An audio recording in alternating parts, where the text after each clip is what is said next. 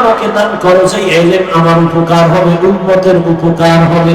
ইলম যদি আমাকে অন্তরকে বিনয় করতে না পারে, ওই ইলমটা ইলমে নাফি না। ইলম যদি আমাকে গীবতের জবান বন্ধ করে দিতে না পারে, ওই ইলম আমার জন্য নাফি না।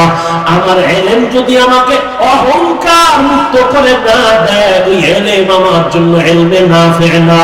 এই জন্যই তো হাকিমুল উম্মাত মুজাদ্দিদুল মিল্লাত আশরাফ আলী থানভী বলেন, তুমি মাওলানা হইয়াও খেদমতে যাইও না, একজন খাঁটি আল্লাহ ওয়ালার সোহবতে 1 বছর সময় লাগাও। কারণ দুনিয়াতে জেনারেল লাইনে যারা বড় ডাক্তার হতে চায়, লেখাপড়া সার্টিফিকেট যথেষ্ট না, একজন অভিজ্ঞ ডাক্তারের পেছনে প্র্যাকটিক্যাল সময় দিতে হয়। ঠিক দুনিয়ার লাইনে বান্দা লেখাপড়া আর সার্টিফিকেট তোমার সম্মান আসবে না, মা বাবার দোয়া নাও, আলেমদের নেক নজর লাগাও, তাহলে সম্মানের দরজা আরো বাড়তেই থাকবে, বাড়তেই থাকবে।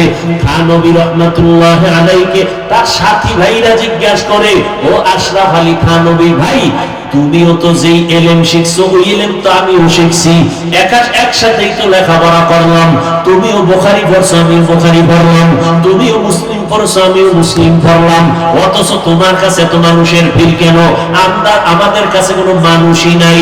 থানভী জবাব দেয়, তোমরা করেছো কুতুববিনী, আমি করেছি কুতুববিনী। তোমরা দেখো কিতাব, আর আমি আশরাফ আলী দেখি কুতুব, অর্থাৎ কিতাব ওয়ালা। এদের চেহারা দেখি, আল্লাহ ওয়ালাদের চেহারায় বরকত, আল্লাহ ওয়ালাদের নজরের মধ্যে পাওয়ার আছে। ওই পাওয়ার দিয়ে যখন তাকায়, কলবের পাওয়ার বেড়ে যায়। এরে নবীর আশিক উম্মতের দল, ওই যুবক আল্লাহর কাছে দোয়া করেছেন, আল্লাহ ইজ্জতের জীবন দান করো।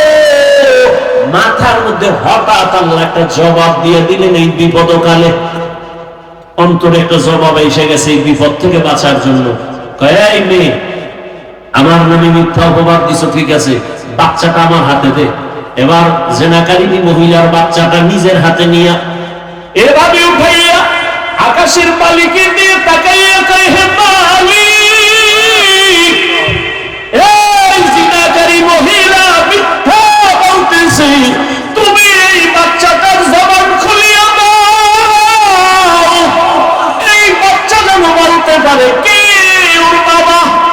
এই কথা বলিয়া ডাক দিয়া কয়, বাচ্চা কথা বল, তোর বাবাকে।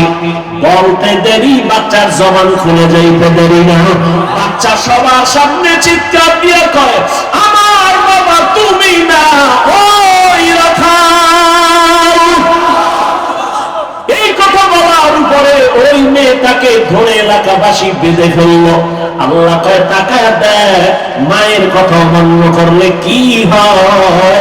আমি আল্লাহ সামনে দেখাই দিলাম, যত বড় বুজুর্গই হও না কেন, মা বাবার দোয়া ছাড়া বুজুর্গই টিকে না। যত বড়ই নেতা হও না কেন, মা বাবার নেক দোয়া না থাকলে নেতাগিরি চলবে না।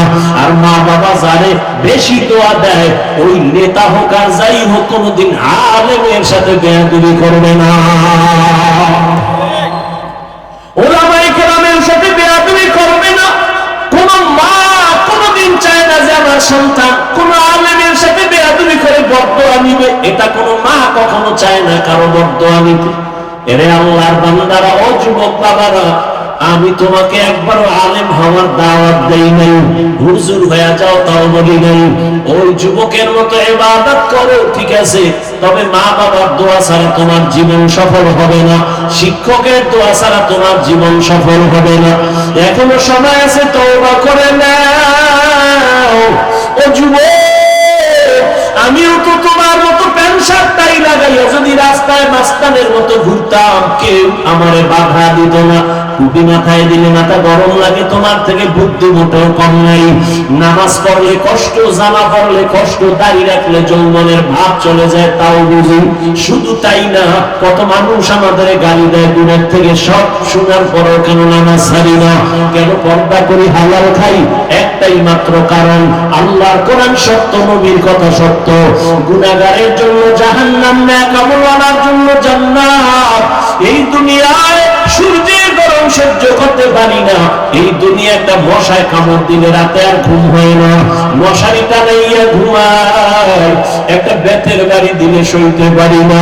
আল্লাহর কোরআন পড়লাম, নবীর হাদিস পড়ে দেখলাম, এক জাররা গুনাহ নিয়ে গেলে কবরের আযাব বড় কঠিন হয়ে যাবে। তিনটা প্রশ্নের জবাব দিতে না পারলে ওই কবরের মধ্যে আমার নবী বলেন, আল্লাহ রাগ করে বলবে, ফেরেশতা এই গুনাহগারের কবর জাহান্নামের আগুন দ্বারা ভরিয়ে দাও। দুনিয়ায় সূর্যের গরম সহ্য করতে পারি না, জাহান্নামের গরম কেমনে সহ্য করব?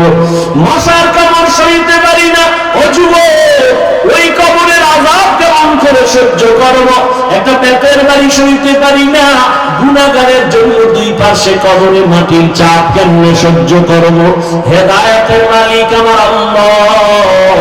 ও পর্দার আড়ালের আম্মা জানেরা এখনো তওবার নিয়ত করেন, জীবনে আর বেপরদায় চলবেন না, আর মোবাইলে চরিত্র নষ্ট করবেন না, স্বামীর মাল হেফাজত করবেন, সন্তানগুলো আদর্শওয়ালা বানানোর চেষ্টা করবেন। ও যুবক বাবা, তওবা করে নাও, মনে মনে আল্লাহকে বলো, হে আল্লাহ, জীবনে তো কম নামাজ সারি নাই, বেপরদায় চলি নাই, কম অপরাধ করি নাই, আজকে থেকে তওবা করে নিলাম, তুমি তো হায়াতের মালিক, রিজিকের মালিক, সম্মানের মালিক, আর নামাজ ছাড়বো না, বেপরদায় চলবো না, মা বাবার সাথে বেয়াদবি করবো না, উলামায়ে কেরামের পরামর্শ নিয়ে, শিক্ষকের দোয়া নিয়ে নবীজির তরিকা মেনে চলবো। তওবা করার মতো যদি অন্তর তৈরি হয়, মুনাফিকি না থাকে, খাঁটি তওবার নিয়ত যদি কারো অন্তরে থাকে, দুটো হাত আমার আল্লাহকে দেখাইয়া দাও। আয় আল্লাহ, হাতগুলো কবুল করে নেন, তওবা কবুল করে নেন, আমাদের তওবার উপরে মজবুত হইয়া চলার তৌফিক দান করেন, বলেন আমিন।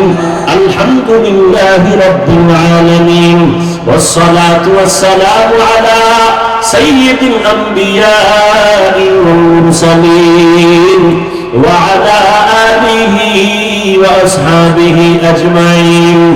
ইয়া আরহামার রাহিমিন, ইয়া আরহামার রাহিমিন, ইয়া আরহামার রাহিমিন, রব্বিরহামহুমা কামা রাব্বায়ানি সগীরা। اللهم إنك عفو كريم تحب العفو فاعف عنا. اللهم إنا نسألك رضاك والجنة ونعوذ بك من سخطك والنار. اللهم إنا نعوذ بك من البرص والجنون والجذام وسيء الأسقام.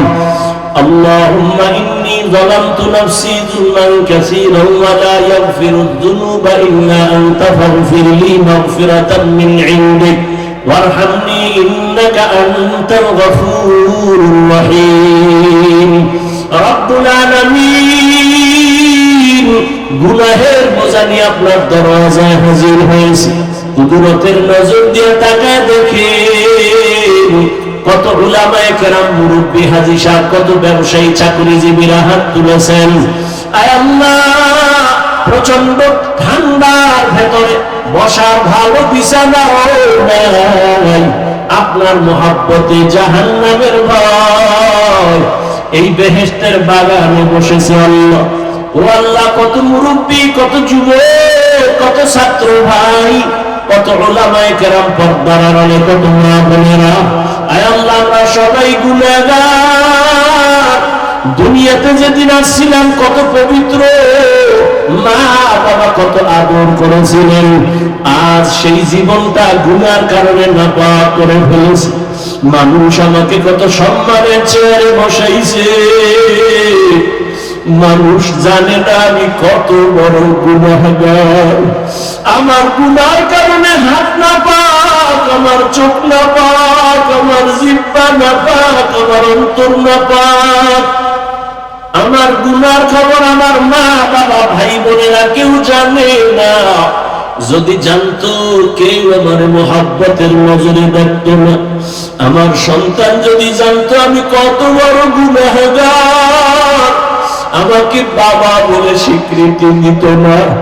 আমার স্ত্রী যদি জানে আমি কত বড় গুনাহগার, সম্মানের নজরে দেখবে না। ও আল্লাহ, তুমি যে কত দয়ার মালিক,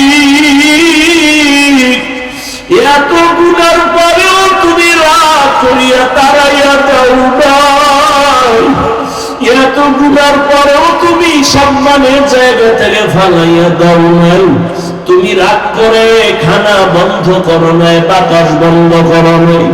ও আল্লাহ, তোমার দেওয়া পানি, তোমার দেওয়া সূর্যের আলো, চাঁদের আলো, জমিনের ফসল, গাছের ফল খাইয়া